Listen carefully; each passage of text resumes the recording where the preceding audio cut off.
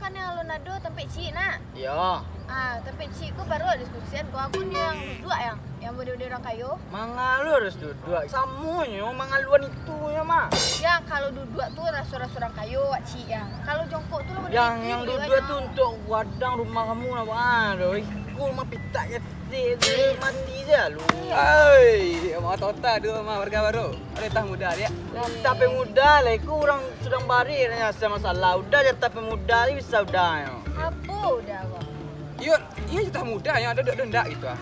Udah, kini udah pilih lah. WC duduk atau WC jongkok? Ayo, tolonglah. Jongkok lah. Aku sih udah tahu saya milih WC jongkok lah. Mana kamu duduk? Bini udah WC ada. Ini bisa tagak dia mah. Si tagay bini udah kau. Itu kamu duduk apa malih kamu mah. Dah upgrade mana ini kalian nama? Upgrade lah. Zaman itu dua orang cik, orang kayu di situ. Nak sabar tu. Ini dia nak peduli kau jaga kau tagak kau untuk kemanga intinya jatah muda je duluan lah. Pikul dah sasen lah kau. Udah sebagai nantu kau mah. Udah tolong lah kau. Udah lah satu kan. Ini padahal sekali lagi. WC duduk, WC jongkok. Ya. Duduk. Kalau duduk udah. Duduk di sekolah. Ya duduk udah ke Yosko. Nah, Jatah muda nak duduk dulu jatah muda gitu.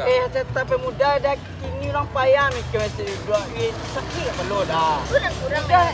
Yo. Anak uruslah. Ayo PP lah dah lah yo. Dulu nak. baik kabur ya. Iya kabur ya. Nak keluar di tiak yang mantap salah. Salah.